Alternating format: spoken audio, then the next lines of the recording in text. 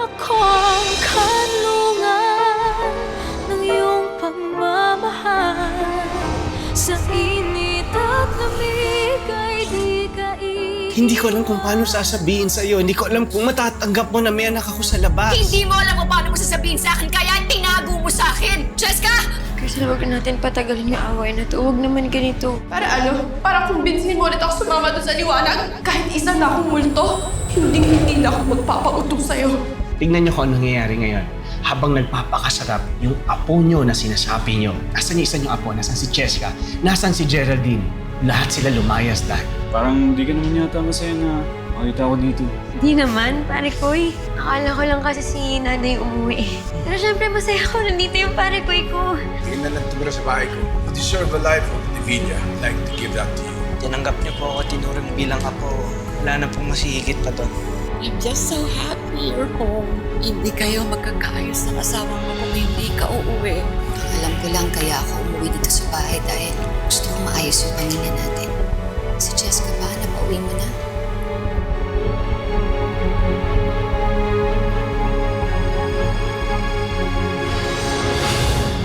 You know what, Jessica? You're still lucky for two reasons. Number one, kahit naman ampun ka, ang ganda pa rin naman ng life mo. And tinuruan ka na parang totoong anak, while Diego was rejected. Bakit kasi sa dinami-dami kong magugustong lalaki? Bakit anak pa ni Daddy? Well, that's the other reason why you're so lucky. Ampun ka, anak siya. So it means, pwede pa rin kayo.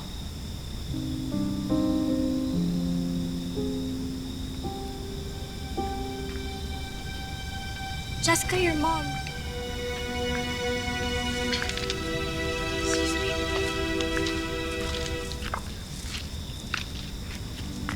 Ma, Jessica, why did you even bother to come back? I just want to say sorry for what happened the other night. Sorry rin kung hindi ako nakinig sa'yo nung sinabi mong tumigil na kami sa kakaaway ng daddy mo. I know that was selfish of me. Kasi ang iniisip ko yung sarili ko lang. Hindi ko naisip na nasasaktan ka din. Jessica, alam ko na marami nangyayari sa pamilya natin ngayon. Kahit sa ating dalawa, may pinagdadaanan din tayo. Yeah. And now, kayo ng dalawa ni Daddy ang galit sa akin. Pero okay lang naman. Ampun niyo lang naman ako. Jessica, please. Please, stop saying that. Para sa amin, sa papel lang yun. Look, Jessica. Alam ko lahat tayo nagulat dun sa nalaman natin, kaya meron tayong kanya-kanya mga reaksyon. Pero tama ang lola mo. Pamilya tayo. Kaya dapat ayusin natin to bilang isang pamilya. Yung tungkol kay Diego, that's between me and your dad. Sana, anak, huwag naman sana masira yung relasyon yung mag-ama because your dad has been a good father to you. No, he's not a good father. And you're not a good mother too. Dahil hindi niyo naman talaga ako totoong mahal. Alam niyo, sana din niyo na lang ako inampun. Jessica! Sorry po, tita.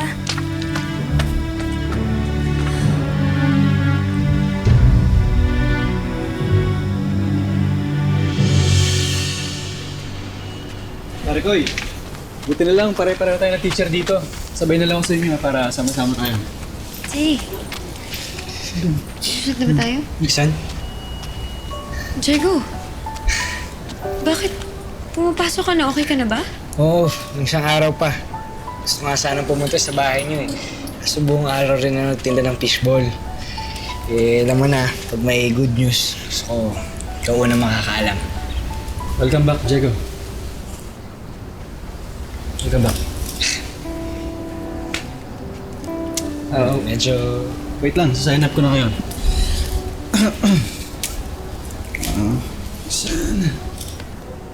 Teka, record din to sa subject niyo? Oo eh. ayos ako rin eh. Ano ba ang sumabay sa schedule niyo? Sige pare, pakiyan na. May sulat na rin ako dyan.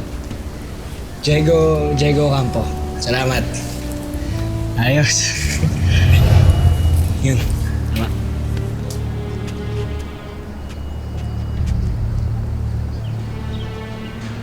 Paano? Lakad na ako kasi si Nanay Zo nandun pa sa hospital eh. Dadalawin ko. Sige, Christian. Ano na ako ah. Ingat ka. Kita-kits tayo sa Clint Drive.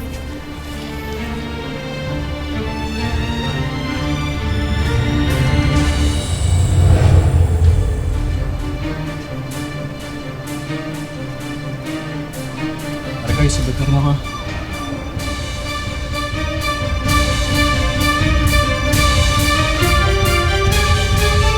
Uy, tutulala ka dyan. Nandito si Crisel kanina. Nasaan na siya? Nakasunod kay Diego. Nuri, galit na galit siya sa akin. Ang sama-sama ng tingin niya sa akin. Ayan, multo na nga. Dami pa rin issue. Teka, akala ko last time, niiwasan mo na si Diego. Nuri, hindi ko naman maiwasang hindi mag-alala sa tao nung na-ospital siya. Kaibigan ko pa rin naman si Diego eh. Yun nga lang, nag-aaway kaming dalawa ni Crisel. Hindi nga man lang niya ako nilapitan ngayon. Mas okay na yung huwag na siyang lumapit, no? Baka mamaya saniban ka na naman nun eh. Ay, alam ko na, Crisel. Baka dapat mag-isip na rin tayo ng password para alam ko kung ikaw yan o yung kakambal mo sa tingin mo, di ba?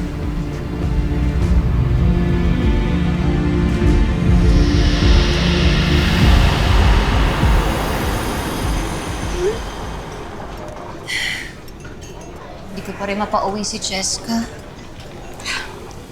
Alam mo, pabayaan mo na muna. Kasi iba talaga insecurities kapag ampon eh. Alam mo na, lagi sila naghahanap ng atensyon, ng pagmamahal. Kasi ang gusto nila usually assurance eh. Kasi alam nga nila na hindi sila totoong anak. Ano pa bang assurance ang gusto niya, Jenny? Eh, lahat naman binigay ko na sa kanya. Hindi naman ako nagkulang sa pagbibigay sa kanya ng atensyon at pagmamahal. Ano pang kulang? Alam mo, Geraldine, wala kang naging pagkukulang. Eh, ganun lang talaga yung ugali nila eh. Bayaan mo, marirealize din niya yan. Saka, hintayin mo lang uuwi rin yun. Alam mo, Jenny, wala akong ibang pinangarap kundi magkaroon ng isang masayang pamilya. And I've always strived to be a good mother, but it seems like I'm just failing at it. Ano ka ba, Geraldine? Huwag kang magsalita ng ganyan.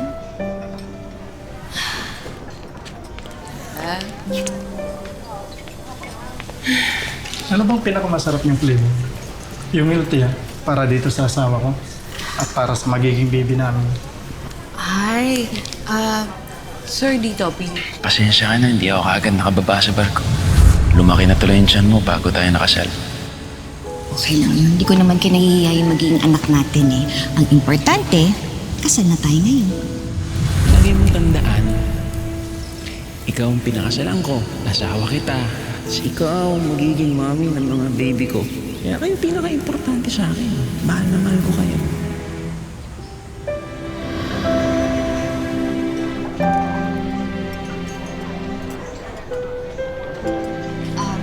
Jenny, bahala ka na dito. Aalis na muna ako. Sandali, okay ka lang ba talaga? Ayaw mo ba nang makakasama? Hindi na, okay lang. Sure, ha? Sige, bahala ka na ha. Ingat ka.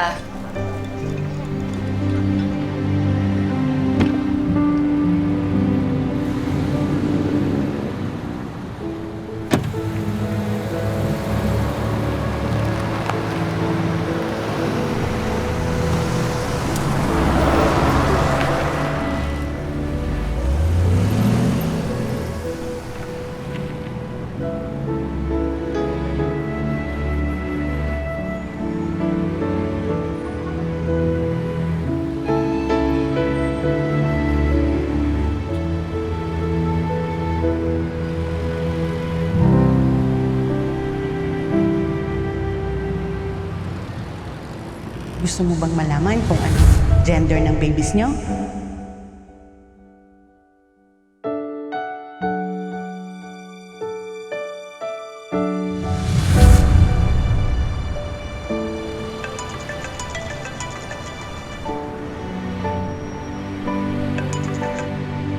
Hello, Teresa?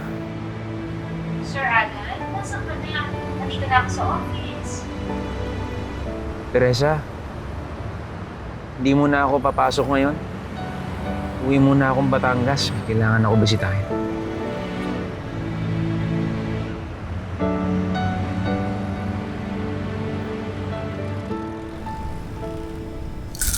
준호가 지아 씨를 얼마나 사랑하는지 봤습니다.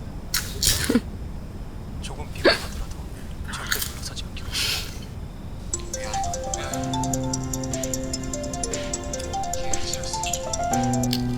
Cheska! Why? Alam mo, if you're gonna make ulit na pumasok ako, hindi talaga. Cheska, you have to see what I'm seeing. Magkakasama na naman sila, oh. Oh my gosh, Pat. Kailangan mo malaman kung sila pupunta, okay? We need to be there too. Ha? Pati ako mag-a-absent? Come on, Pat. Iniwan mo na ako dito mag-isa. Can you at least do this for me? Come on. I need to talk to Diego. Eh sana kasi kung ngayon ka pumasok, di ba? Di pwede mo na siya makausap. Basta alamin mo kung saan sila pupunta, ha? Ahabol tayo.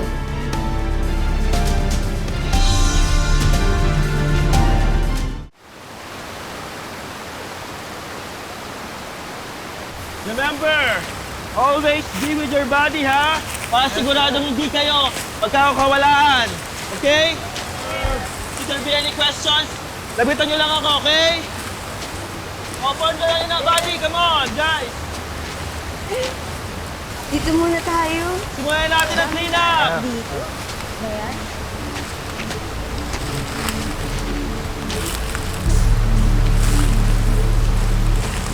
Ew.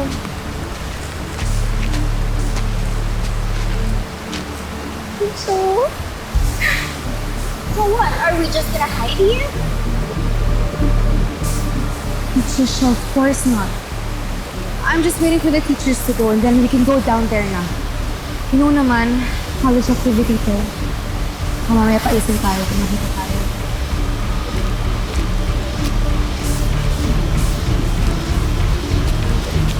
Just wait!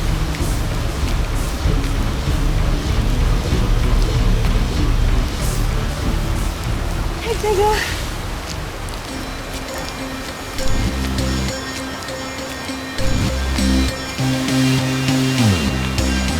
Ang ginagawa mo dito pang college lang tong activity na to ah. Ano ba naman yung suot mo? Ikli-ikli. Suotin mo to. See? Concerned ka naman talaga sa akin. Why do you care for me? Bilang kaibigan. Bilang magkapatid. Diego, hindi tayo magkapatid.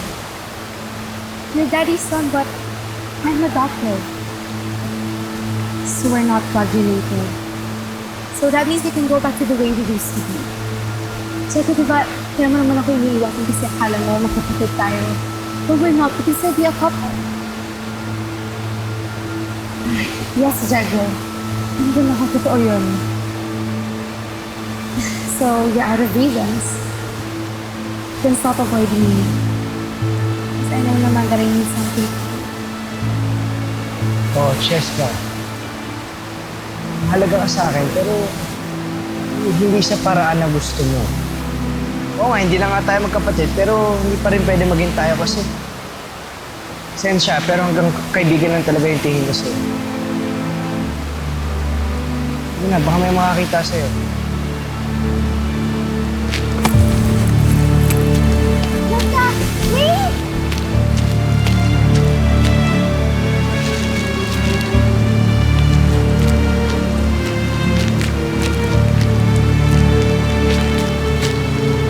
Wala? Hindi lang ako. Ano, Cheska, okay lang ba kayo? Siya, okay lang ba siya? Walang magawa yan, nagpapapansin na yan, huwag mo nang intindihin.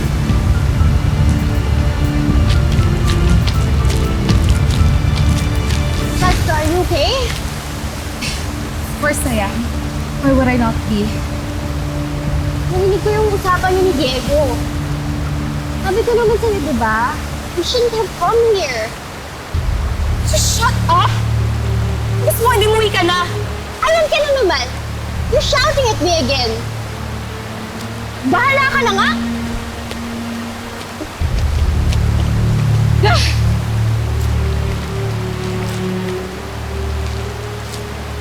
Lenny! Wiwing-wiwi na ako. Dito ka muna. Ha? Babalikan na lang kita, ha? Ha?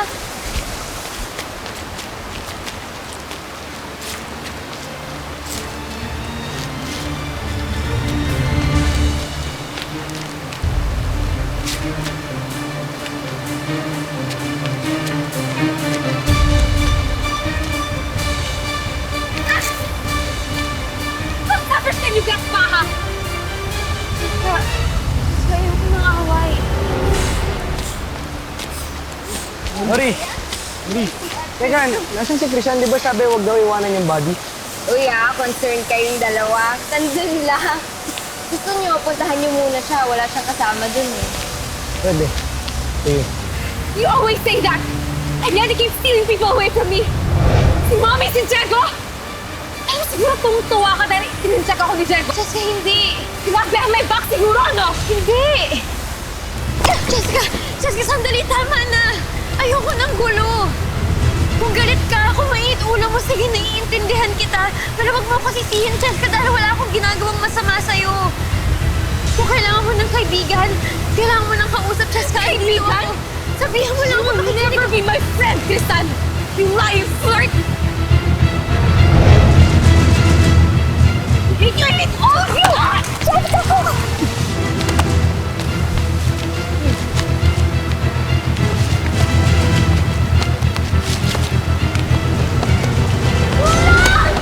Tulungan niyo ako! Isan nyo na! Isan! Si ano? Si Freddy! Sanay ko rin mo wala ka saan! Wala na akong hawak ng Mommy si Diego! Pisit ka! Sanay ko!